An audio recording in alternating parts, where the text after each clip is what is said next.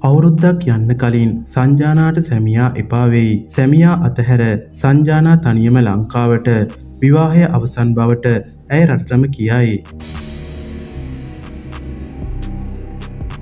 ජනප්‍රිය රංගන ශිල්පිනී සංජානා ගමාරච්චි බොහෝ කාලයක් ලිවින් ටුගෙදර් සිටිමින් පසුගිය කාලයේ විවාහ දිවියට පැමිණ තිබුණා. ඔවුන්ගේ විවාහ උත්සවයත් රටම කතා වෙන සිද්ධියක් බවටත් ඒ වකවානුවේ පත් වුණා. ඉන්පසු ඔවුන් විවාහ උත්සවයෙන් අනතුරුව විදේශ රටකට ගොස් තිබුණා. නමුත් මේ වන විට එම විවාහය අවසන් වී සංජානා නැවතත් ලංකාවට තනිව පැමිණ තිබෙනවා. ඇය පවසන්නේ මම ආපහු තනිකඩ වෙන්න පටන් ගත්තා යනුවෙන්.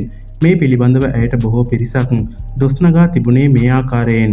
මෙයාගේ තියෙන නීති රීති මෙයත් එක්ක මෙච්චර කල් හරි මිනිස්සෙක් හිටපු එකට ඌට සම්මාන දෙන්න ඕන.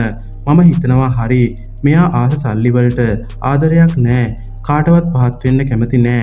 Tamanගේ මිනිහටවත් මිනිහා පිට ගෑණි වෙන තැනක මෙයා හිර වෙන්න කැමති නෑ යනුවෙන් බොහෝ දෙනා සමාජ මාධ්‍යයේ මේ ගැන අදහස් දක්වලා තිබුණා. ඒ වගේම ඇයගේ මේ සිදුවීම ගැන මෙවැනි සටහනකුත් පළව තිබුණා. සංජානා ගමාරච්චි ආයි සිංගල් කියලා මන් දැක්කා.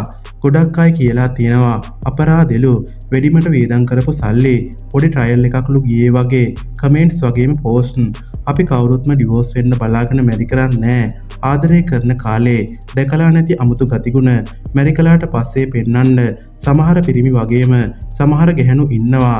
හැබැයි අපි කසාද බැන්දනේ දැන් ඩිවෝස් වෙන්න බෑනේ කියලා අර පෙන්නන කටසු ගතිගුණත් එක්ක හරි අමාරුවෙන් ජීවත් වෙන්න අපි කාටවත් ඕනේ නෑ.